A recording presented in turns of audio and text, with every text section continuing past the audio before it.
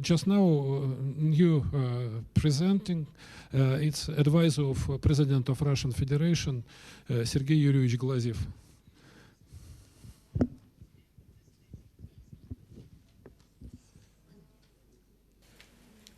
Спасибо, уважаемые коллеги. Я попытаюсь порассуждать на самую сложную проблему, которая здесь затронута была лишь отчасти.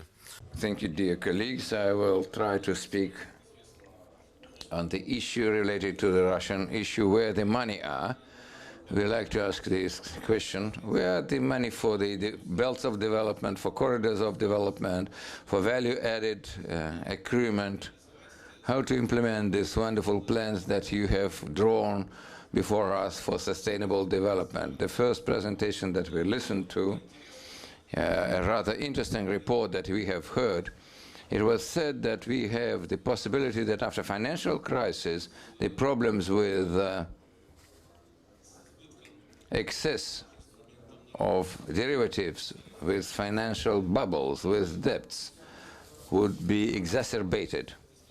If we assume that the crisis is global and financial, we have to state that all the elements of this crisis are there, not even in the state that they were in 2008, but they have increased. Obligations, debts, the derivatives increased, we reproduce financial bubbles, we see the collapse of a number of these bubbles. The money still cling to financial sector and stick there without getting to other segments of economy. So the research and sanation that has been done by major currency countries, the money do not reach the real sector. Large-scale modernization projects are not financed properly, and discrepancy between modernization of the real sector and expectations of financial sectors still grow. Мы здесь, и банкиры на... Our impression is that we here and the bankers are living in different worlds. So bankers are discussing banking's oversight issues, banking risk issues,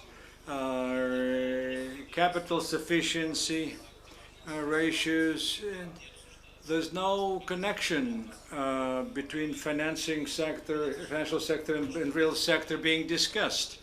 What we are saying is not only uninteresting to them, but they don't understand what we are talking about because they don't have these issues in their Weltanschauung, in their worldview.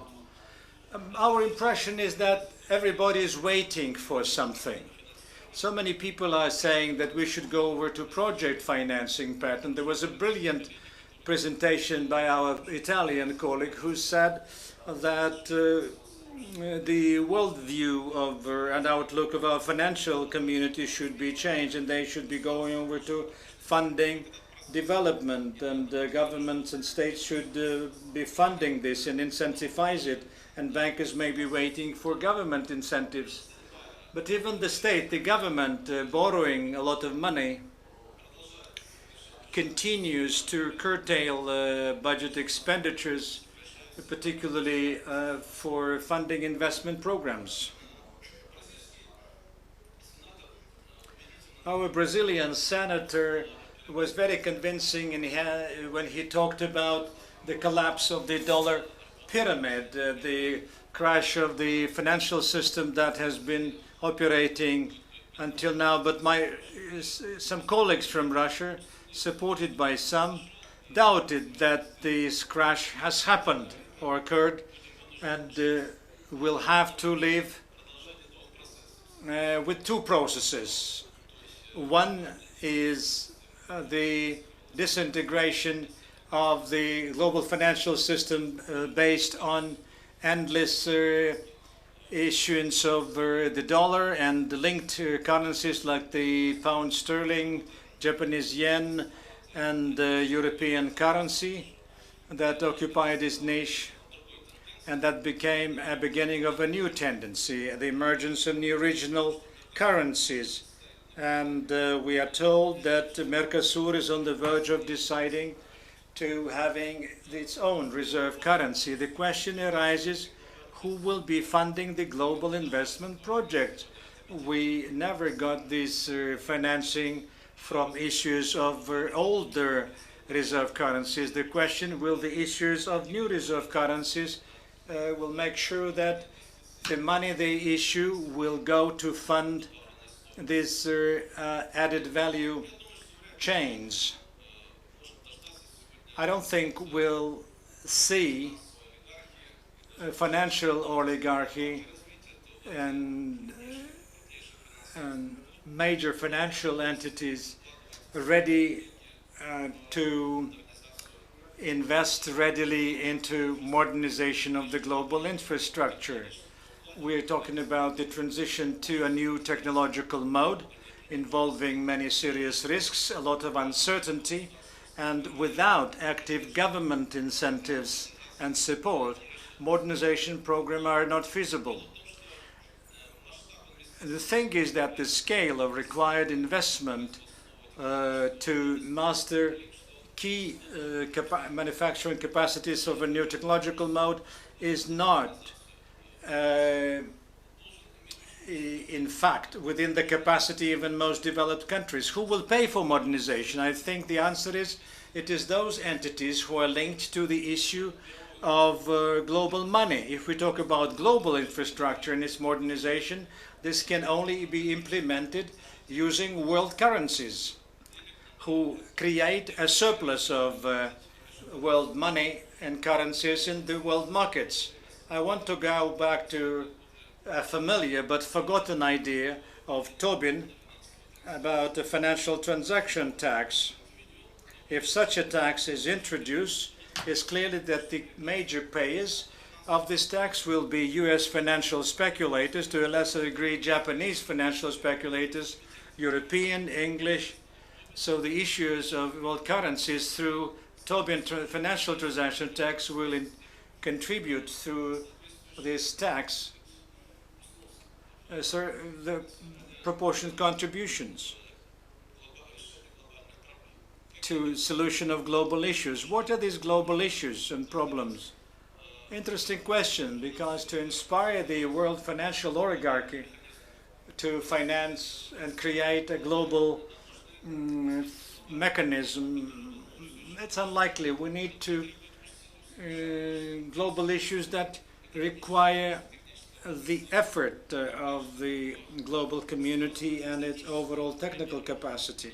One exotic example, but anyway, well elaborated within the United Nations, planetary protection from cosmic threats, space threats. This task is global. No country is in a position to resolve this by itself. It requires strategic planning for the term of 50 years. It utilizes capacity of military-industrial complex. There is no research and technological solution. It requires from military-industrial complexes of various leading countries close cooperation. This will require a mechanism of trust which will prevent and impede arms race, where there's nothing to invest money into and the government requires a certain activity. The government goes into this new spiraling of the arms race. That's an understandable way to stimulate investment activity, invest money into modernization of the armed forces. And due to long waves of economic development, this leads to enhanced military threats. Such global tasks and problems I mentioned will enable us to create a mechanism of cooperation and trust and distribute the funding burden proportionately to the power of the participating entities. It should be banks linked to the centers of issuance of emissions of all the currencies like pound and dollar, and new like euro, maybe yuan, or maybe Mercosur a currency. If the dollar accounts for 80% of the financial record, the most part of the transactions will be through taxation of speculations carried out by the US banks and financial companies. clearly to convince those who emit and issue world reserve currency would be difficult. I expressed this idea 15 years ago at OSCE, and the United States had a flood in New Orleans in those days, and it was clear that the US financial system, a very elaborate system of risk insurance, failed so miserably in remedying this and relief effort for that effort, and people had to stay there in New Orleans for several months at the time. And the US delegation at OSCE did not support this idea because they're in principle against financial transaction tax. The alternative is the collapse and disintegration of that financial system. If you want a harmonious combination of interests, we should try and convince the financial oligarchy or financial aristocracy to try and agree with this, because the alternative would be refusal of one group countries of another to use the dollar as a reserve currency, as a settlement currency and payment currency, and then the dollar as a reserve currency, and then a currency suitable for creative assets. And now a Brazilian speaker showed this clearly. Mercosur's goal is rejection of the dollar. If Russia does it, China does it, what is left of the world, the dollar system? We don't need a global financial disaster and catastrophe. I think that such like ideas should be actively debated, not on the expert level, but also a broader platform, and the dialogue of civilizations could initiate getting these issues back into the political